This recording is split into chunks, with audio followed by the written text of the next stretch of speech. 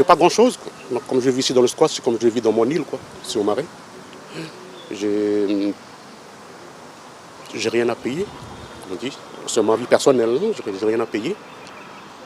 Sauf la nourriture.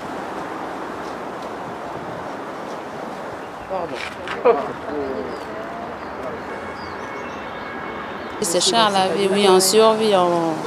Avec notre salaire, non, on peut pas se permettre, hein, on survit en fait. Bon, nous, on essaie de faire en sorte que il y a toujours une assiette à la maison. Les enfants, c'est pour leur faire, ne pas les faire oublier que, voilà, la terre, elle est là. On n'est pas perdu, hein. Faut juste avoir un peu de volonté. Aussi les plantes, hein. Voilà. Ben, quand je suis arrivé là, c'est la brousse. C'est nous qui avons nettoyé partout. Il n'y a pas de maison, il n'y a rien. C'est la nuit. Et ça fait que c'est nous, en 96, qu'on a défrisé tout ça et puis on a fait la maison, fait la cabane, voilà la maison. Et puis un jour, ben voilà, on a formé l'association Kawati. Et c'est là qu'on a demandé toujours faire construire la route et puis donner de l'eau et puis la lumière. Voilà, mais on a vu quand même en 96, c'est long à arriver en 2012. Et voilà que c'est mon rôle.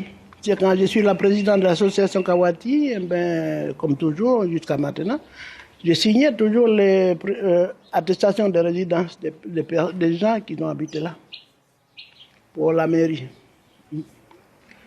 On a fait ça, ben voilà, on est obligé de faire ça. Pourquoi? Ben, comme ça, on restait dans les droits, quoi. Ben voilà, que s'il n'y a pas ça, ben, on reste comme ça. On vit comme ça, ben, il n'y a pas d'institution, il n'y a rien. C'est un village océanien, quoi. Tribune à la ville.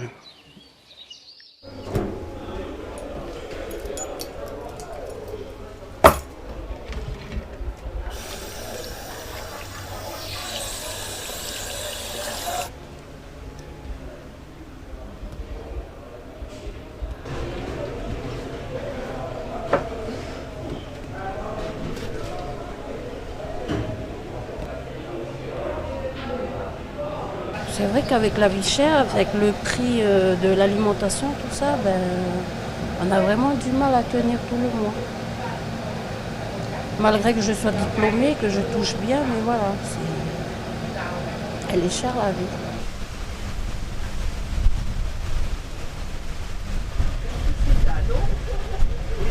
J'en ai vu plusieurs quartiers là qui ont grandi, qui sont nés, qui ont eu des magasins. Alors que nous, notre tribu, ça fait des années. C'est pas réparatif, ça se voit direct à l'œil. Il n'y a pas photo.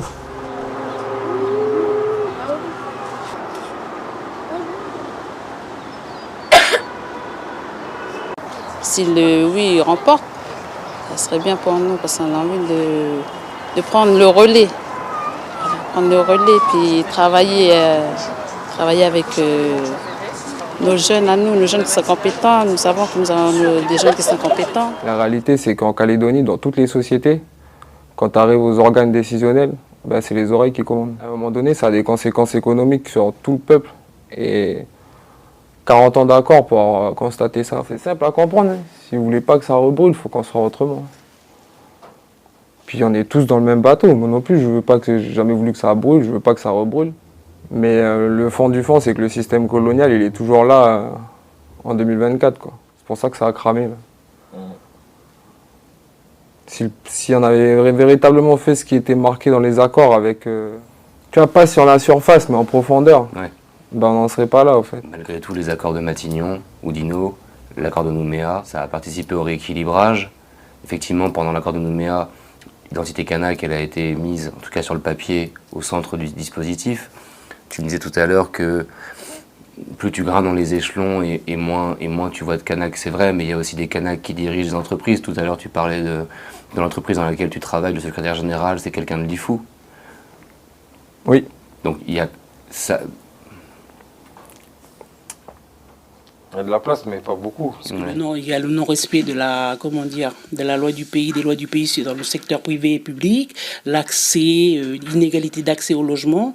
Nous avons l'existence des squats de plus en plus nombreux, inégalité d'accès à la formation. On a des jeunes qui sortent plus de 700 sans diplôme, des taux d'échec scolaire importants.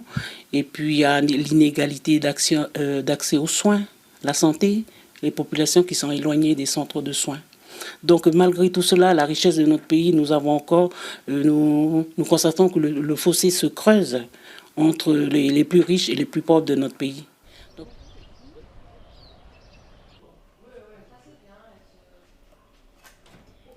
Ce ne serait pas la même chose parce que la Calédonie devrait se réinventer totalement, devrait trouver les moyens de pouvoir assurer son développement et maintenir cette qualité de vie. Et donc maintenir la santé, maintenir l'enseignement, etc.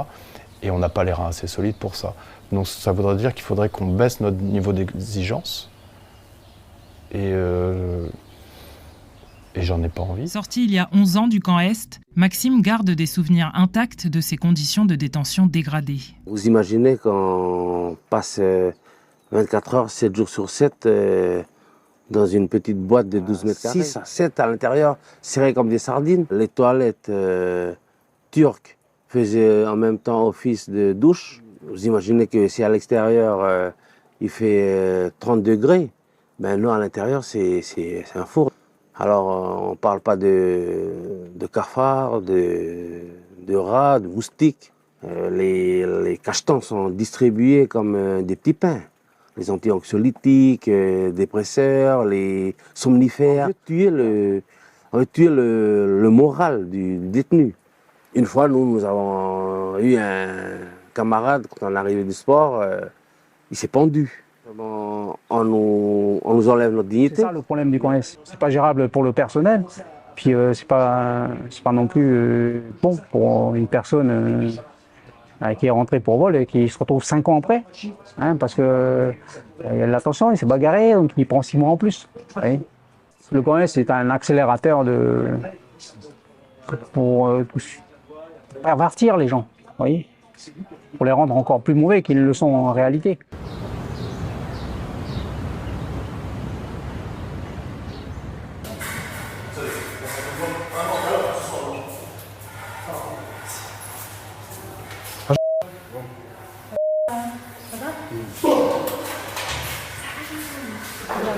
Avec la tête.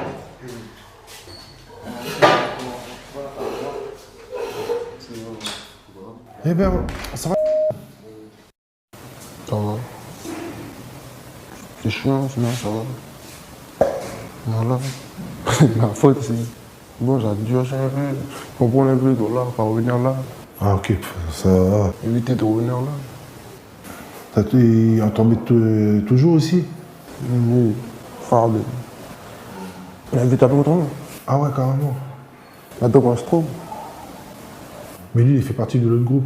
Oui, il fait partie de notre groupe. Et ça, les gardiens sont au courant? Oui. Après, voilà, faut pas que tu cèdes, parce que si tu es amené à te battre avec lui, si ça va prolonger ta peine ici. Non, mais du coup, il ne faut pas garder.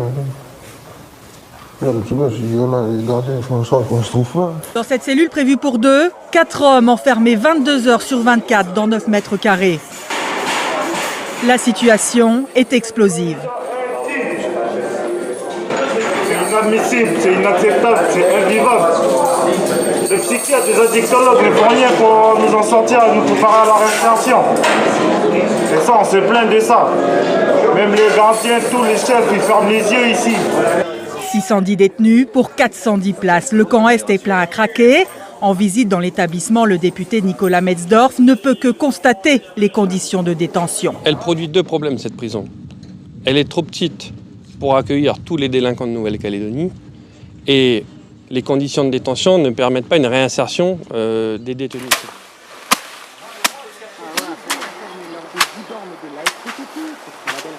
obligé de trouver la façon appropriée de les réinsérer dans la société. Parce que pour le moment, eux, ils refoulent. Ils refoulent un peu la société parce que voilà, j'ai eu un gros manque de compréhension à un moment de deux côtés. Tellement fort que le fossé s'est creusé un coup, puis il a continué à se creuser depuis. Maintenant, c'est ça, c'est le travail en même temps, c'est d'essayer de trouver comment ramener tout le monde, rattacher tout le monde. En partant de la sculpture, les contes, le chant, les danses, ces ateliers artistiques, c'est aider la jeunesse à réaffirmer son identité à travers la culture, mais de les aider aussi à se préparer pour être en condition, être en phase avec le travail qui sera demain pour un tel être intervenant, milieu scolaire ou agriculteur, ou bien d'autres projets. C'est des secteurs qui, au moins, semblent les plus appropriés pour eux.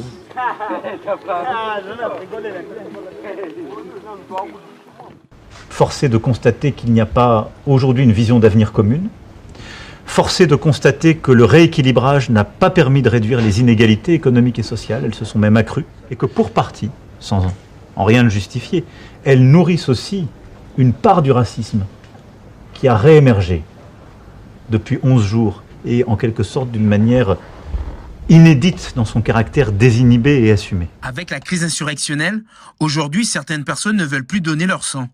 Beaucoup m'ont dit, moi je ne veux plus donner mon sang parce que je ne veux pas donner A. Et il y en a même qui m'ont dit, je ne veux pas être transfusé, je fais comment ? Vous faites comme les témoins de Jéhovah, vous avez votre carte, comme quoi vous refusez toute transfusion. Et pour moi, enfin pour nous, l'association, et même pour ici, les médecins, parce qu'il y a des gens qui ont écrit des mails, c'est nouveau. On n'avait jamais vu ça. Donc le destin commun et vivre ensemble, où je pensais qu'on y était à travers le don du sang, ça remet en cause beaucoup de choses. L'association SOS Racisme porte plainte contre le journal La Voix du Caillou. Selon l'organisation, le quotidien aurait tenu des propos choquants relevant d'une infraction pénale dans un édito datant du 17 mars. Intitulé « Langage codé », le journal fait allusion à la jeunesse kanak en les comparant à des animaux.